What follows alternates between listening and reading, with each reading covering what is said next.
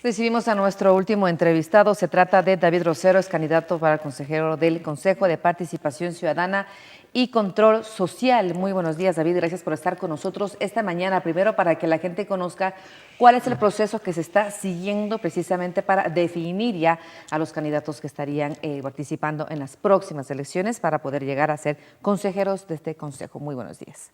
Buenos días, Marlene. Un saludo cordial a toda la distinguida audiencia.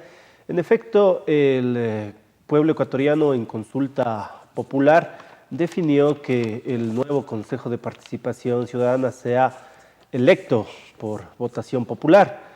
Y en ese contexto, el Consejo Nacional Electoral convocó para que las ecuatorianas y ecuatorianos puedan presentar sus carpetas, cumplir una serie de requisitos, y en base a eso se presentaron 201 ciudadanos. Luego de ello se revisaron las carpetas, el tema de la experiencia, en temas de participación, de lucha contra la corrupción, el tema de las organizaciones sociales, una serie de requisitos y prohibiciones. Y al final hemos quedado 40 ciudadanos de diferentes provincias para participar en estas próximas elecciones en torno a este proceso. En ese sentido, yo creo que ha sido importante todo este tema y obviamente ya será el pueblo ecuatoriano quien defina esta situación en marzo del 2019. Hablando que usted tiene ya experiencia en el manejo de estos temas, ¿cuáles son las proyecciones que tendría a futuro si es que llegara a ser pues, consejero del Consejo de Participación Ciudadana y Control Social? ¿Qué le hace falta? Hablamos quizás de una era, de un cambio, según su perspectiva. Bueno, yo creo que es importante, en primer lugar, mejorar el trabajo que ha hecho el también imabureño, el doctor Julio César Trujillo, en el Consejo de Participación Transitorio. Me parece que un segundo punto fundamental es recuperar los más de 70.000 millones de dólares producto de la corrupción del gobierno anterior. El Consejo de Participación tiene la potestad de investigar casos de corrupción, de afectación a los derechos de participación, y obviamente yo creo que esa es una tarea fundamental. Estamos cerca de celebrar el Día Internacional de la Corrupción y esa es precisamente una deuda importante de varias entidades del Estado en torno a este tema. Y en tercer lugar, me parece que es importante impulsar los derechos de participación, entendida participación como que el ciudadano, los ecuatorianos sean parte de la toma de decisiones sobre todos los asuntos de interés público. Es decir, no solo que la gente sea escuchada, sino sea tomada en cuenta para la toma de decisiones y que eso permita mejorar las condiciones de vida en los gobiernos locales, en ministerios, en la elaboración de leyes, en la política pública y una serie de aspectos. En su momento, yo creo que esas son las directrices fundamentales de lo que debería ser una institución democrática como el Consejo de Participación. Si bien es cierto, la participación como consejero se habla a nivel nacional, pero usted como imabureño, ¿ha visto, ha sido o ha evidenciado algún tipo de inconveniente, corrupción en la provincia de Imbabura? A veces nosotros nos centramos mucho en el tema nacional, si bien es cierto, se manejaría más grandes cantidades de dinero, pero hablemos de lo local. ¿Cómo usted observa el manejo aquí en Imbabura? Precisamente uno de los casos emblemáticos está en el tema de Yachay, por ejemplo, de cómo se hicieron una serie de obras sin tomar en cuenta la infraestructura de los servicios básicos o también el tema de los sobreprecios. El propio presidente lo señaló en su momento. Y también ha habido, evidentemente, y está en proceso de investigación en el propio Consejo, el tema de la obra pública, de la inversión en una serie de obras que se hicieron en la localidad. En efecto, yo creo que el incremento de la corrupción es directamente proporcional a la concentración de poder y eso implicó que muchas entidades o no controlen o no se haga un seguimiento. En su momento, cuando estuvimos en el Consejo, precisamente denunciamos ese asunto. Estábamos en minoría en ese momento y obviamente era toda una acción de una aplanadora quien definía todos estos tipos de irregularidades, no solo en este temas de corrupción, sino imponer autoridades. Y yo creo que al final del día el tiempo nos da la razón cuando o no votamos por esas autoridades o cuestionamos en su momento cómo fueron designadas Carlos Ochoa, el fiscal anterior y una serie de autoridades que hoy mismo han sido cesadas por el Consejo de Participación. Entonces, yo creo que la tarea es fundamental en torno a lo que la gente señala, ¿no?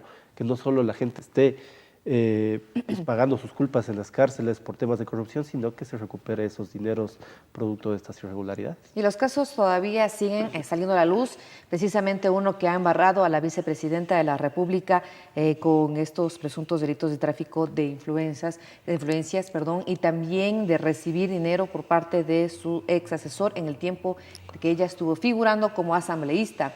¿Qué lectura también le da aquello? Se está dando más sorpresas en el país, parece que es un cuento interminable aquello. ¿Cómo lo mira usted?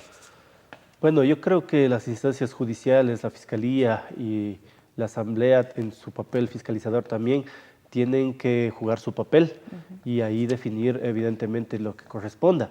Hay, me parece, también un antecedente ya con dos asambleístas que fueron separadas de su cargo. Y yo creo que la ciudadanía mira con preocupación todo este tipo de situaciones. Hay otros casos de prófugos de la justicia, hay más casos evidentemente que están, incluso muchos por salir a la luz pública. Y esto genera también toda una incertidumbre porque evidentemente el ciudadano de a pie que gana el salario básico, 350 o tal vez para adquirir la canasta básica cuesta $700, mientras se dan todas estas situaciones de anomalías, de sobreprecios, de posibles actos ilegales, también hay una preocupación en torno a todas estas cosas que se están generando. En ese sentido, yo creo que el papel del Consejo de Participación Ciudadana es aplicar el acelerador en todos los casos de investigación de posibles actos de corrupción. De hecho, esa es una de las atribuciones de este organismo y obviamente ya que la justicia se encargue de aplicar lo que tenga que ver a un juzgamiento de estos casos. Y entre ellos también recientemente se anunció que la Fiscalía pues abriría una investigación contra exmiembros del Consejo de la Judicatura, entre ellos Gustavo Yac, Néstor Arbito, Karina Peralta, Rosa Jiménez y Rodrigo Subía.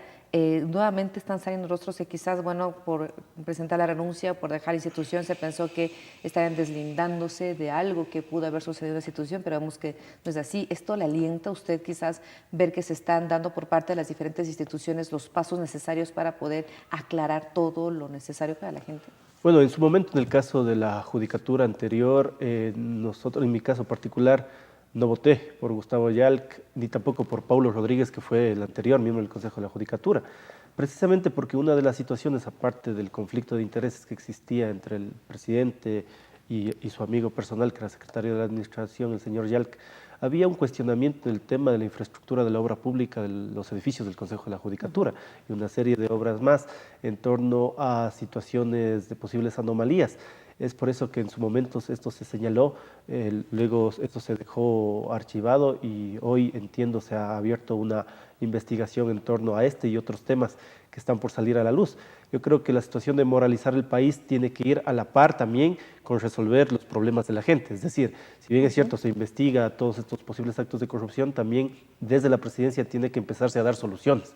Ya no se puede culpar también de todo al anterior gobierno. Es necesario que se investigue, que los culpables respondan, pero también a la par que se atienda a las universidades, que no se reduzcan los presupuestos para las áreas sociales, es decir, toda una serie de elementos que eviten pasar la factura al pueblo ecuatoriano y que pueda esto conducir a que en el próximo año también, en el 2019, las condiciones de vida de la gente puedan mejorar. Bien, ahora, ¿qué mensaje les damos precisamente a la comunidad? Y ya volviendo al tema de su candidatura, ¿qué les decimos a los imbabureños, qué les decimos a los ecuatorianos? Bueno, yo creo que el tema de la experiencia, de cómo en su momento luchamos y enfrentamos el tema de la corrupción del gobierno anterior y sobre todo la promoción de los derechos de participación, es lo que nos da el aval para hoy poder cambiar el futuro, ¿no? Que ese futuro sea una acción de transparencia, de que se pueda incorporar a la ciudadanía en la toma de decisiones sobre los temas de participación, de lo que tiene que ver al quehacer público y que sobre todo que los ecuatorianos puedan confiar en este organismo llamado Consejo de Participación para que pueda de alguna forma eso ayudar a mejorar los temas de democracia y los niveles de vida de la población. Agradecemos la presencia de David Rosero, quien ha estado con nosotros esta mañana dialogando algunos temas de actualidad, este proceso también que se está realizando de cara a las próximas elecciones para la elección de consejeros del Consejo de Participación Ciudadana y Control Social. Estaremos muy atentos entonces del desarrollo en sí de todos estos procesos políticos gestados en Ecuador. Muchísimas gracias, David, por estar con nosotros. Nos damos una breve pausa comercial y enseguida volvemos con más de Café Noticias.